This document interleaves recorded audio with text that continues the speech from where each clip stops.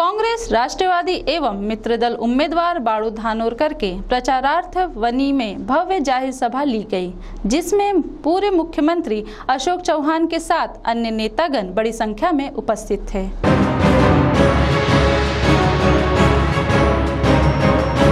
लोकसभा चुनाव के मतदान का दिन जैसे जैसे पास आ रहा है, वैसे वैसे सभी राजनीतिक दल के लोग अपने प्रत्याशियों को इस चुनाव में विजयी बनाने के लिए अपनी पूरी शक्ति झोंक रहे हैं। एक तरफ तेज धूप, उमस भरा वातावरण हर तरफ है, मगर वही उम्मीदवारों के पक्ष में मतदाताओं को अपनी ओर मोड़ने के लिए बड़ी बड़ी चुनावी सभाओं का आयोजन किया जा रहा है। इसी तरह की कांग्रेस, राष्ट्रवादी कांग्रेस एवं मित्र दलों के गठबंधन प्रत्याशी बाळू धानोरकर के प्रचारार्थ एक जाहिर सभा का आयोजन वनी में किया गया, जिसमें मुख्य रूप से कांग्रेस, राष्ट्रवादी कांग्रेस एवं मित्र दल के नेतागण बड़ी संख्या में मौजूद थे, जिसमें महाराष्ट्र के पूर्व मुख्यमंत्री अशोक चौहान, पूर्व मंत्री शिवाजीराव मोघे, चंद्रकांत हांडोने, कांग्रेस के विधायक उपगट नेता विजय वडेट्टीवार, चंद्रपुर जिला कांग्रेस कमेटी के अध्यक्ष सुभाष धोटे, कांग्रेस, राष्ट्रवादी कांग्रेस मित्र दल गठबंधन प्रत्याशी बाळू धानोरकर के साथ अन्य नेतागण मंच पर उपस्थित थे। इस दौरान मान्यवरों का स्वागत किया गया। इस जाहिर सभा में बहुत बड़ी संख्या में लोगों की मौजूदगी थी। इस मौके पर मंच पर स्थित मान्यवरों ने भाजपा सरकार की कड़ी आलोचना करते हुए अपने मनोगत व्यक्त किए। तो सुनिए उन्होंने इस जाहिर सभा में क्या कहा।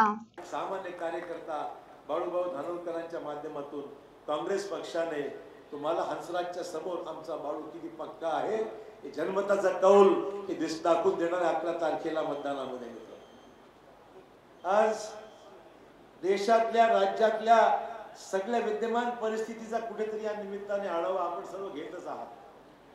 अनेक अनुभवातून गेल्या 5 वर्षामध्ये आपण पाहिलं, आपण सामान्य माणसाने 5 वर्षापूर्वी अच्छे दिन आएंगे या नावावर विश्वास ठेवला।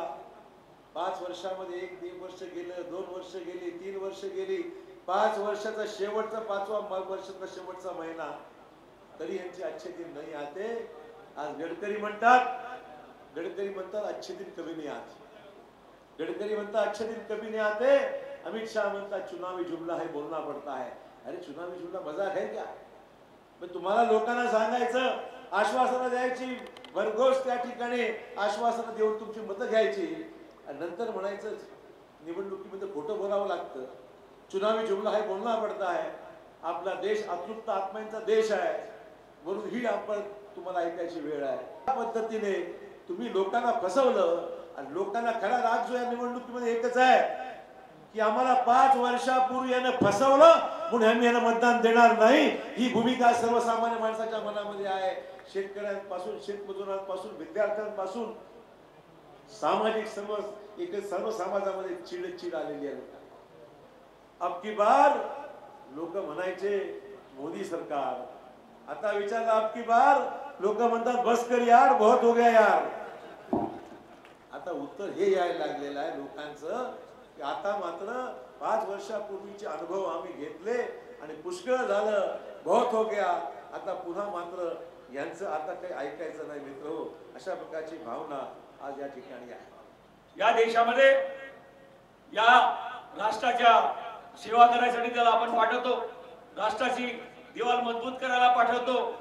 एवढंच नाही, या देशाचे धोरण ठरवत असताना कृषी विषय असो, शिक्षणाविषयी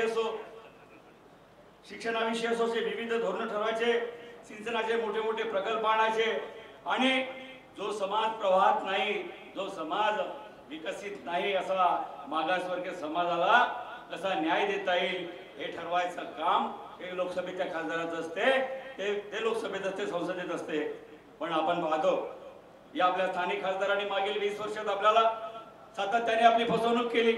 युरियाचा कोशापासून युरिया निर्मितीचा कारखाना आपल्या भागात आणून आपल्याला सांगितलं, कुठल्याही प्रकारचा कारखाना आणला नाही, कुठल्याही प्रकारच्या बेरोजगारांना रोजगार उपलब्ध करून दिला नाही। या भागामध्ये मोठ्या प्रमाणात कोल माइन्स आहे, त्यात 8 माइन्स बंद झाल्या, याचं श्रेय सुद्धा त्यांनाच जाते। Western coalfield, east, west, north, south and central अशा 5 झोन आहे।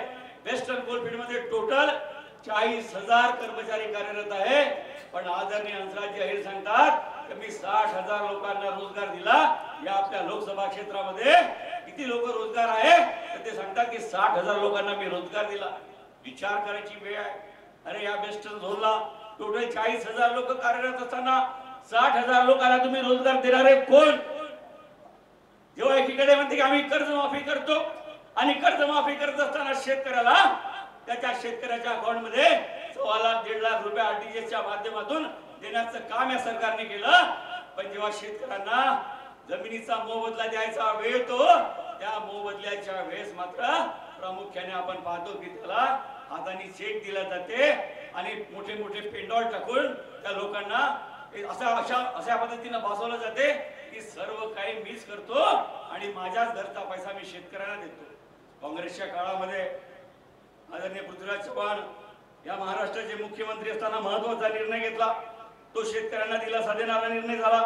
शेतकऱ्यांना जमिनी या WCL मध्ये गेल्या 6, 8 आणि 10 लाख रुपयाचा भाव देण्याचं काम त्यावेळेस झालं। हा विषय महत्त्वाचा निर्णय राज्य सरकारने घेतला आणि आदरणीय अहिर सांगतात हे जे काही केलं